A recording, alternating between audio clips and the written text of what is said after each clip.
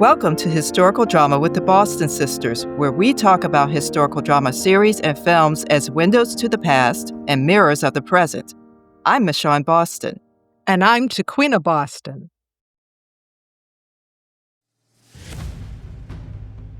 Chief of War is the epic story of the unification of the four kingdoms, Hawaii, Kauai, Maui, and Oahu, into what we know today as Hawaii. The series is inspired by Hawaii's history before the impact of Western colonization and takes place roughly between the years 1782 and 1810. Chief of War's story of Hawaii's unification and encounters with outside people is told from an Indigenous perspective.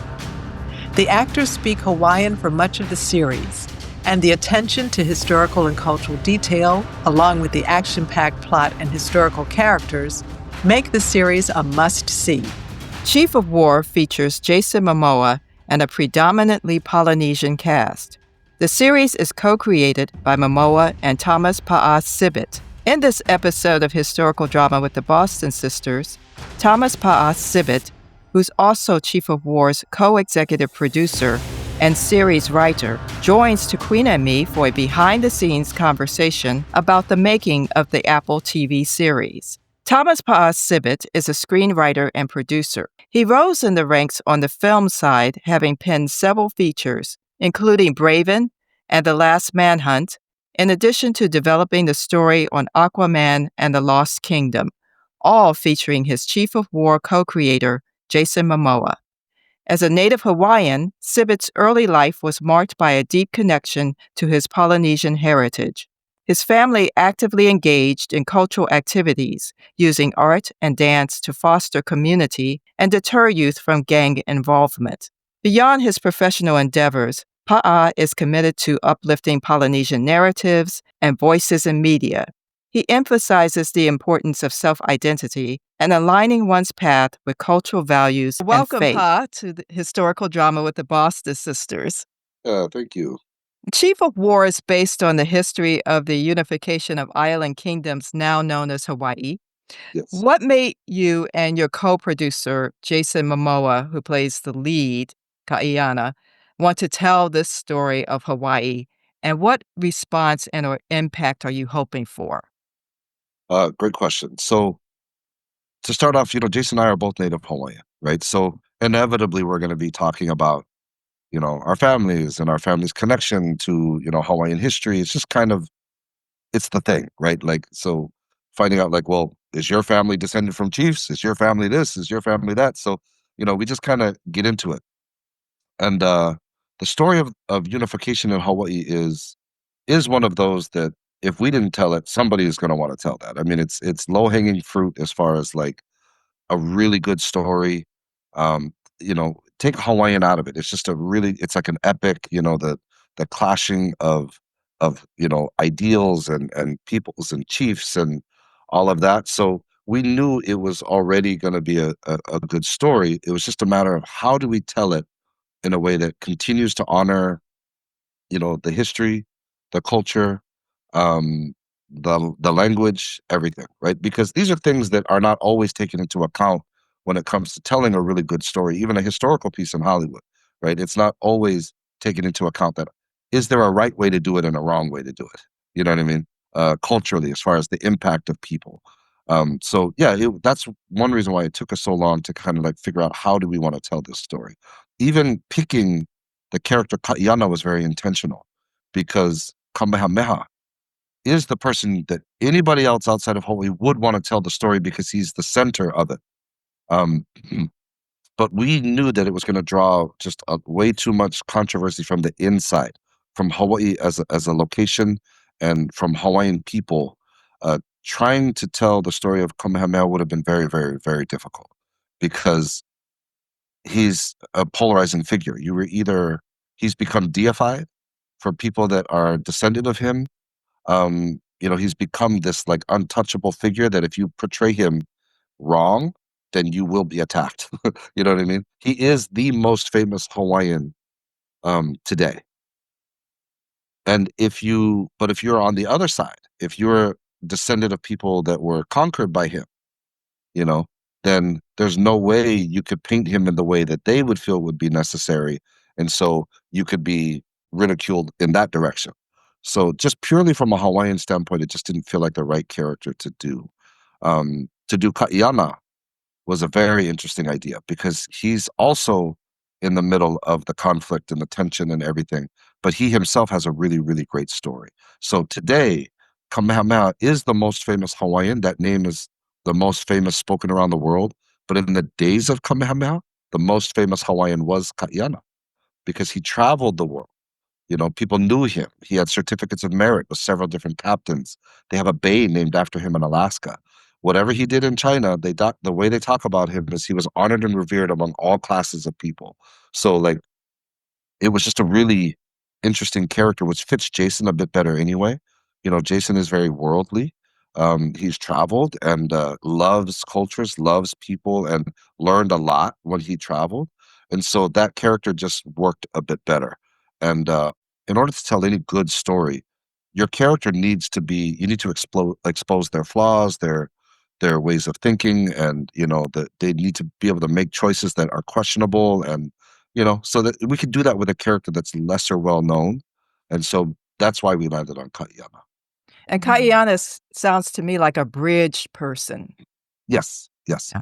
And it was very much intentional to be built that way.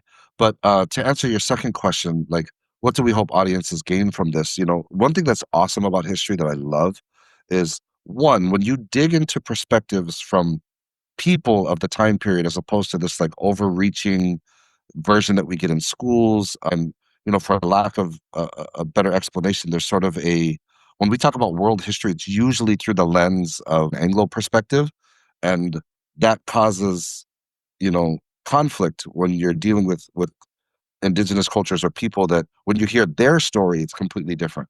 And so, what I love about world history is the more that we dive into it from a neutral perspective, the stories are so fascinating. They're just so good. And we had an opportunity to share that.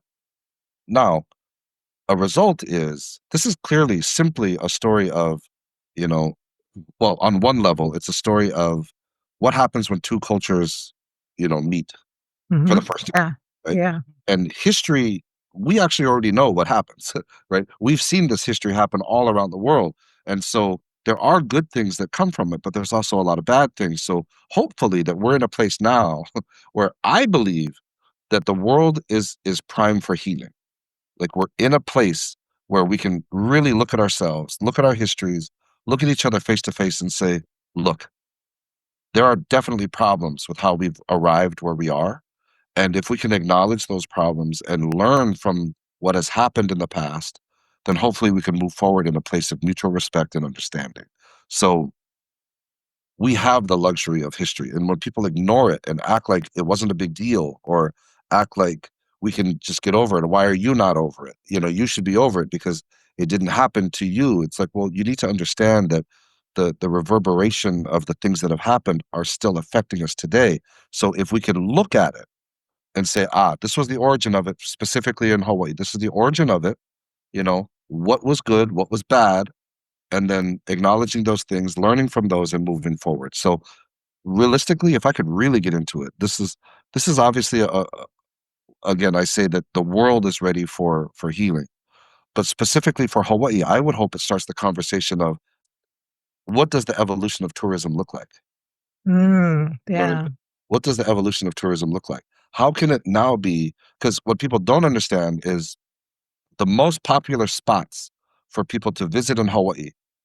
If you really understood that Hawaiians were literally rounded up and pushed out to create this postcard paradise for you, and you are coming in and consuming resources, and you are literally standing and consuming that is not benefiting the people that are from that land. It doesn't benefit. I really believe that the evolution of tourism is you can actually come and participate with us, that your money can go to help sustaining and building our prosperity as we move forward so that you can be active participants in the growth of our people as opposed to the other way around, where you're coming, consuming, and it only benefits you for the price of a plane ticket and we are still left in forms of obscurity and issues, right? So, um, sorry, I didn't mean for that to in no way to come across as political, but what I'm really saying is there is things that we can learn from history, and I would hope that the learning doesn't just sit there, that it becomes application for healing. Yeah, that's what I would hope a show like this could do. Wow, Yeah, sorry, that was that a lot. Sorry, no, that's our hope with the podcast, that people, I mean, we all talk about history. It's a window to the past, so we understand how we got here, but it also mirrors back to us who we are, so we can make different kinds of choices about who we want to be in the future. right. Yeah. So I want to get back to what you said about the cultural aspect, because when you're doing historical drama, you're really trying to recreate a time and place with as much authenticity as possible. And much of the dialogue in Chief of War is in the Hawaiian or Lelo Hawaii language.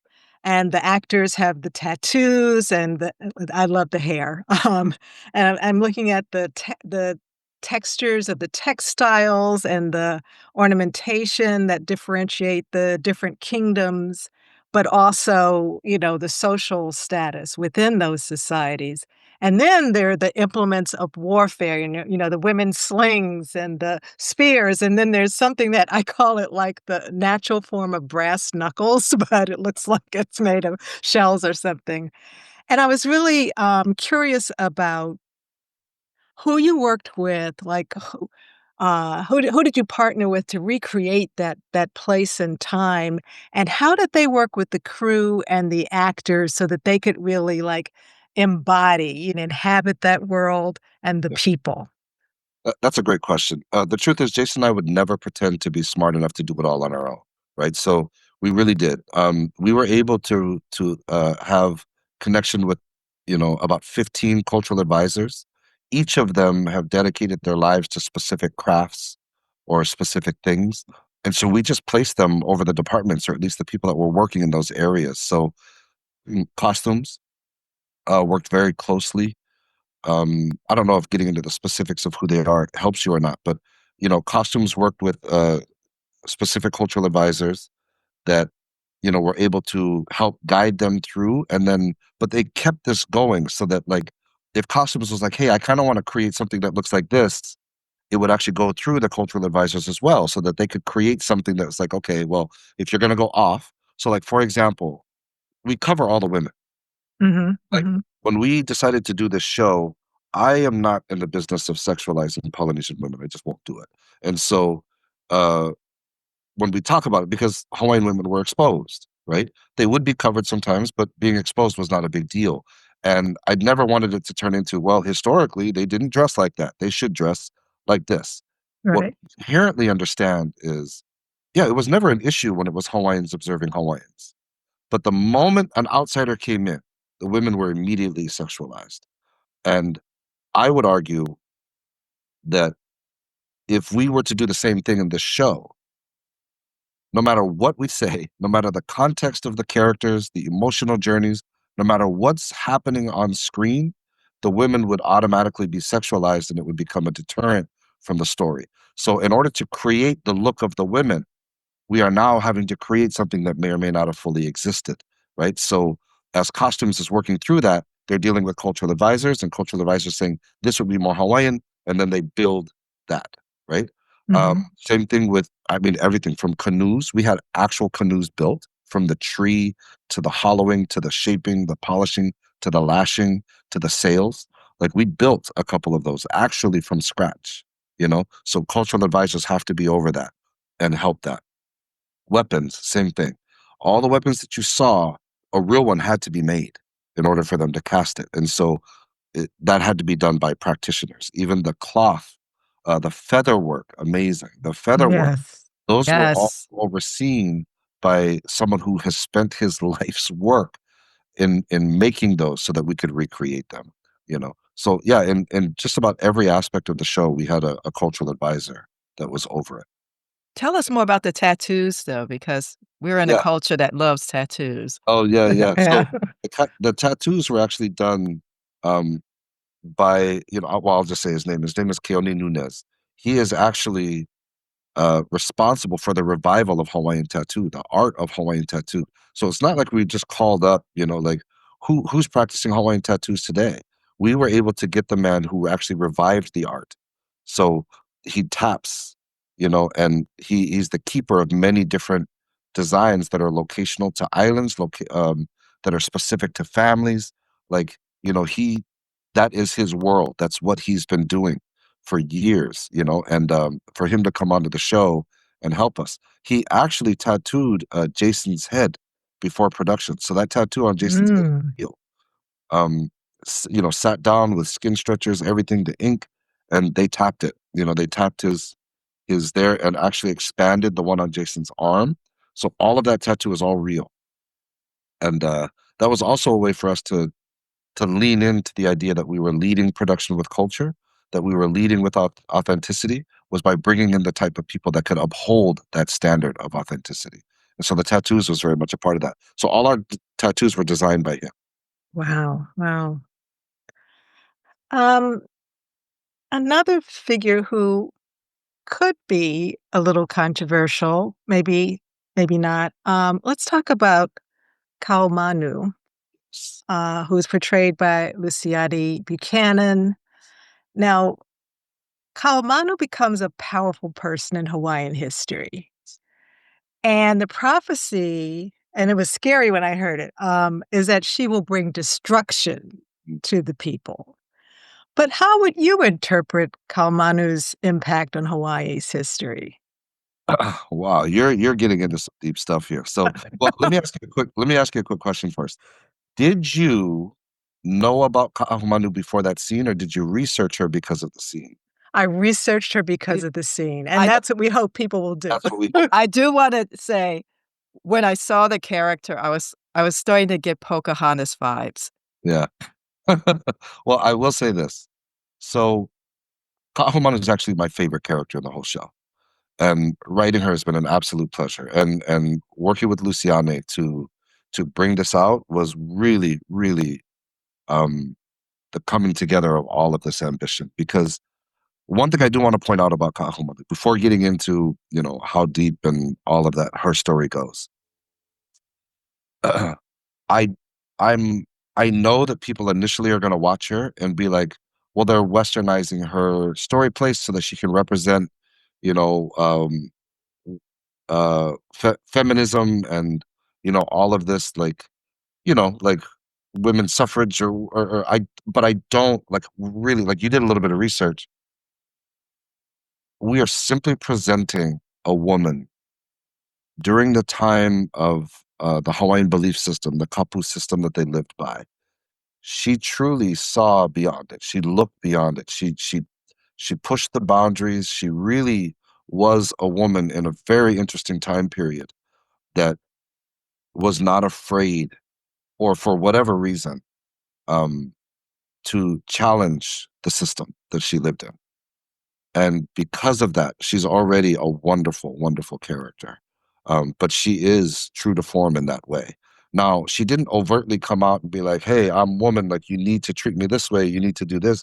She knew how to maneuver within the system and, eventually gain. Um, I don't want to give too much, because the truth is we're hoping we can tell more story. And Oh, good. we're never guaranteed a second season. But the truth is to get her where she needs to be in the place of Hawaiian history is such an interesting arc for a character. So, yes, in that moment when you heard that, it was meant to go for people who know nothing about her, know nothing about our history, to say that woman is important. There's something about Absolutely. her that is going to be really, really interesting. That was the draw to hit a line like that. But the truth is, for those that know the Hawaiian history, I do have to tell you this. People that know Hawaiian history, I was there watching with we invited some of the, so many people to come to the premiere. A lot of them are truly respected historians, but a lot of, just in general, a lot of people know Ka'ahumanu. That moment in the premiere in Hawaii, when she said that you will break this world, the audience was like, they gasped, because they know, sorry, I don't know why I'm getting emotional. They know who she is. Mm. and they know her place in Hawaiian history. And this show has given us the opportunity to share a history that is entertaining to the world, but it has an impact on people that have never had representation. Never. Yeah. So one thing that I mentioned at the premiere, and I'll tell you now, is a lot of people have talked to us about the impact that this show can have on future generations, can have on the children of Hawaii today, which I'm excited for that. I know that that's important. But what people don't understand is we're so far behind in representation on film. Our people are so far behind. My parents have never heard Olelo Hawaii, the Hawaiian language on film. They've never heard it. Mm. My grandparents have never heard Hawaiian language on film. We've never seen our chiefs wearing their royal regalia.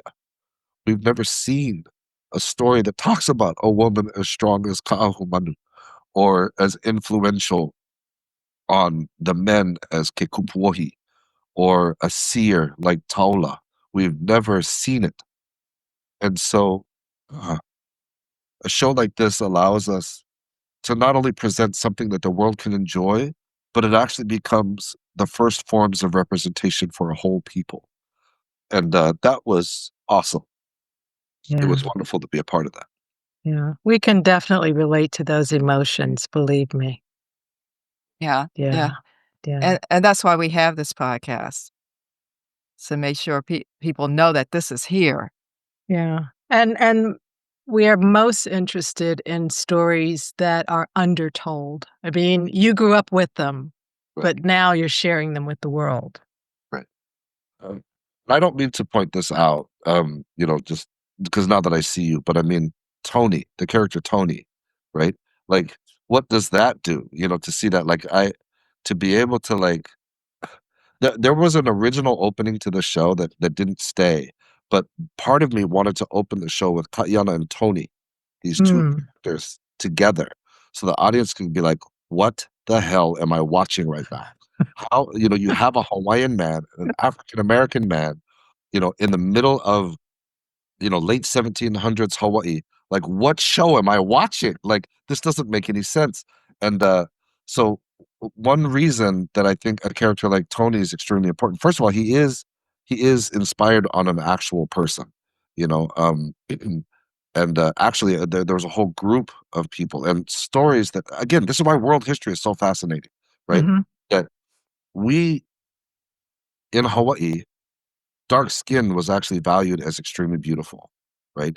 So there was even one of Hawaii's kings would see, the way that some of the African American or even African based sailors were being treated, and he, before there was ever a decree in America, he basically said there is no such thing as slavery or oppression to people of color. If you step on this shore, you are all free. You are free, you know.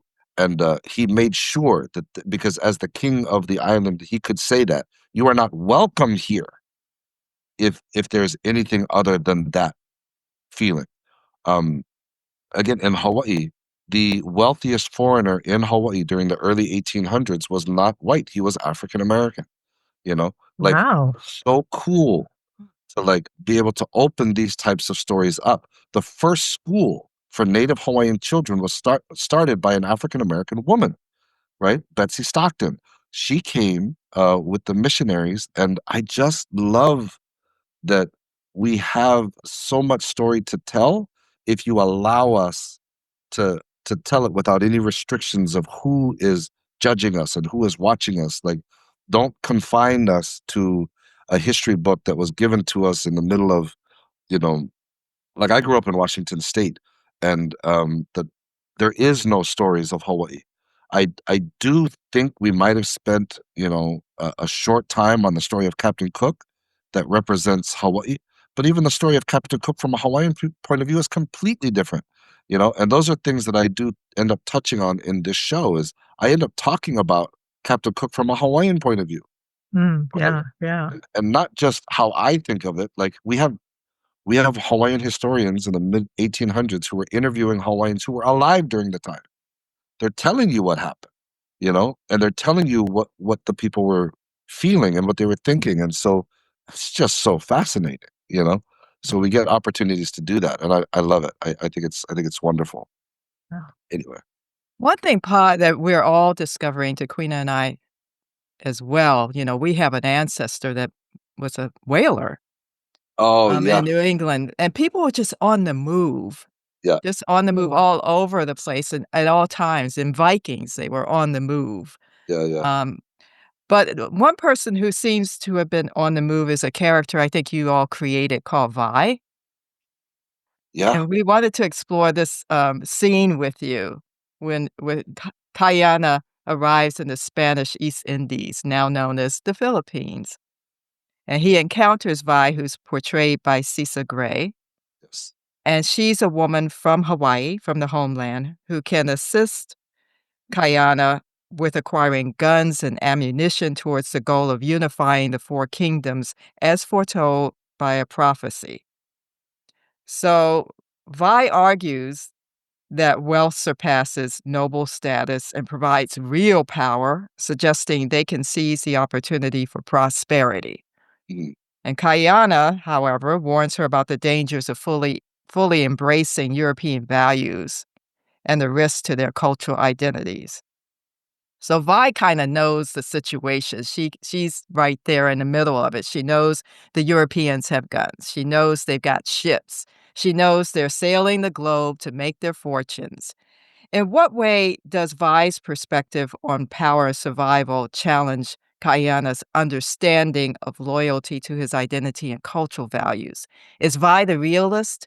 Is Taquiena the idealist? How do you see the scene playing for us as we're watching it today? Well, first of all, I love that we're talking about Vi. And because I actually want to tell you that as much as it seems like we made her up, she's an actual person as well. Oh, right. Yana ran into her technically in Canton, China. And we couldn't afford to do Canton, China, Zamboanga, all that. We couldn't do all of it. But so we kind of compressed her story into one location. But yeah, she was awesome. She ended up as a handmaiden on Captain Barclay's ship and traveled throughout Europe. She What I love about her is when they landed in Canton, China, this is like commerce of the world at that time is booming. Like she's seeing one of these major ports of the world, ships coming from India, from America, from England, from all over the place. And she, for some reason, steps into Canton, China and says, I can make a life here. She stepped off of the ship and stayed and, built herself. And so I think the one thing that I really love about that is it really speaks to, like you said, that the nature of some people that can go anywhere, can build a life and to like, learn. She represents that, like, what can you learn from the outside world that may or may not be helpful? Like, is her point of view correct? And because we know, again, history provides us so much because we already know what happens. We know that Hawaiians at one point took control of the sandalwood trade so that where we see this as, oh no, people are going to come, they're going to take it, they're going to do everything. So I will answer your question with this. I see Vi as a realist because the truth is, for nearly 100 years, Hawaiians have full control of their own economy. They have full control of what was being done on their island. And so they were able to leverage because the outside world did start to really push its way in. Hawaii was actually in full control despite that. So, despite the threats of colonialism and all of this kind of stuff, they were able to hold and they made an enormous amount of money on sandalwood and eventually made an enormous amount of money on whaling. Hawaii had a monopoly on whaling. So they built themselves to where this show won't take us there yet. But Hawaii had treaties with over 150 different countries around the world. They were a world recognized monarchy. They I mean, Ka'ahumanu eventually owns a yacht. It was the most expensive yacht that was built in Europe, shipped to Hawaii. So like we actually know what happens. So Vi's perspective is saying it's coming. We either Yes. control it or we will lose everything. Right. So Yep. they're gonna get it. They're either gonna get it by way of us and us being able to control it and still be able to retain, our place, our status, ourselves as people, or if we are unwilling to do it ourselves, they will come and take it, right? So that's why that conversation is important because, and this is the part that people won't, we tend to skip that 100-year period and go from the introduction of the outside world and then Hawaii's lost. Mhm, Right? mhm. We skip that 100-year period of complete autonomy, of of economic growth. I mean, the only palace in the United States is in Hawaii. The monarchs built a palace. It's called Iolani Palace. It's beautiful. It was constructed with Italian and Hawaiian architecture, so it's called Renaissance art. And they built this palace. It's beautiful. It's the only palace that exists in the United States, and it was built by the Hawaiian monarchy, based on monies that they were able to build, and the system of government they were able to implement. So, yeah, the answer is you have to know more, but the answer is she's a realist, and Ka'iana's only just starting to figure this out. He hasn't quite gotten there yet, right? He hasn't No, gotten he hasn't. yeah. But through the course of the show, and hopefully through the course of further seasons, if we get them, you'll really start to understand Ka'iana's arc and what the outside world does to him. You know. Mhm. Yeah. Anyway, yes, but I love that you picked up on her. But I wanted to preface that whole conversation with she's an actual person. Great, great. How do you see Chief of War mirroring broader themes of cultural assimilation and resistance, especially among Indigenous peoples, particularly in the context of the struggle for sovereignty and power? If you've learned anything about me by now, I, a question like this is extremely layered, and I'm not even sure how deep I should get into it. But what I will say is it is very important. I do believe that the world is having sort of a return to simplicity because we are ruining everything. That the earth is suffering and we are causing its suffering. And so people are starting to return to concepts of living sustainably. They're returning to we need to grow our own food because everything we're receiving is poison. Like we are forcibly feeding our children foods that are banned in other countries because of the way we mass produce food. And so people are returning to simplicity. So in essence, they're returning to the keepers of this, of sustainability, and that is indigenous cultures, right? Like we have Right. always lived in a sustainable way, especially on an island. You can't afford to live any other way, so it becomes just part of your everyday. And so Hawaii really is, I think, in some ways, a beacon of how to live, sustainably. If you learn the ways of the culture or the ideas of the people and why they do the things they do, then you know you'll learn how to do it. And we're also on the front lines of this ecological disaster, right? Because like if the oceans are going to change, it may not affect you right away in Middle America, but the first people who are going to suffer are the people on the front lines of the Pacific, and that's us. You know what I mean? And so, yeah, it's not only important to hear what we have to say, but it's important for us to be heard. You know, for both reasons, to save you and to save us. Yeah. You know what I mean? And so, yeah, I think narratives like this are really important because of things like that. You know, Yeah. for Indigenous people to be heard is important because our voices have been relegated to a whisper over all these years, right? But if you really listen, then we're actually giving you, the the secrets on how to live, and I think that that's important. For sure. Well, you've already kind of hinted at this, but what other stories would you like to see made into historical dramas? And I have to say, even knowing ultimately what the outcome is, there's still such suspense in this story. Like you kind of hope, well, maybe it'll go another Yeah. direction, though Oh, you no, no. know it won't, right? I mean, I will say this. Well, again, it is a little tricky because I don't know what's going to be the outcome of this show. Like, we're hoping we can get more seasons, but Ka'ahumanu has her own history. She has her own story. I've got, I have a whole backlog of stories that we can tell. This is just specifically even from Hawaii, but I love all. Like, I'll give you an example. So Jason and I did a really small movie. Um, and it was based on the true story of Willie Boy. This happened in the Mojave Desert. It's a Native American love story, basically. But I actually based the the structure of that show is actually based on the story of Eurydice and Orpheus, and it's because the deeper you get into your history and your stories, the more you realize they're not dissimilar from everybody else's. You know what I mean? Like, we have over 44,000 different gods that we talk about.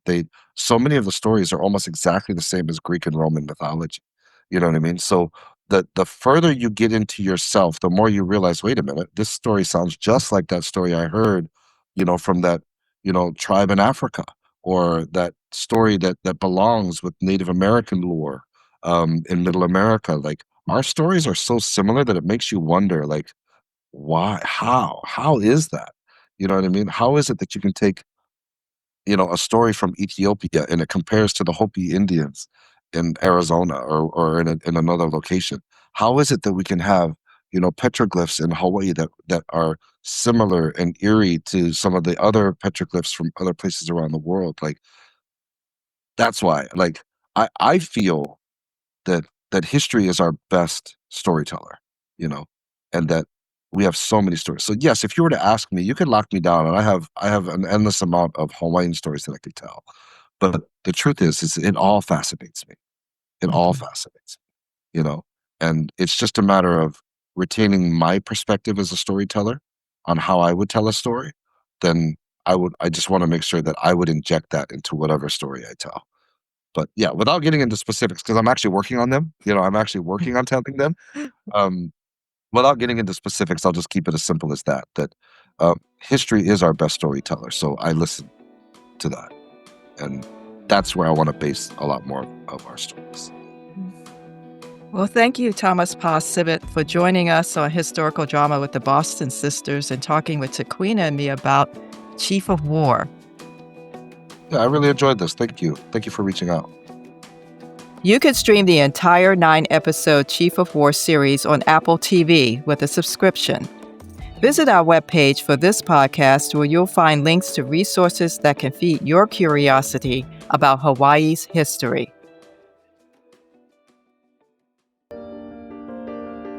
Thank you for catching this episode of Historical Drama with the Boston Sisters. We hope you enjoyed our exploration of captivating historical films and series dramas. Find us on Instagram at Historical Drama Sisters and on Facebook at Historical Drama Boston Sisters. We want to hear from you. What historical dramas are you watching? Share your favorites. We may feature them in a future episode. Don't forget to subscribe. Visit our website at michonbostongroup.com/Boston Sisters and share the podcast with fellow historical drama enthusiasts. Historical Drama with the Boston Sisters is brought to you by the Michon Boston Group. The views and opinions expressed on Historical Drama with the Boston Sisters are those of the speakers and do not represent the positions or views of the Michon Boston Group, its clients, or affiliates. This is Michon Boston. And this is Taquiena Boston. Thank you for listening.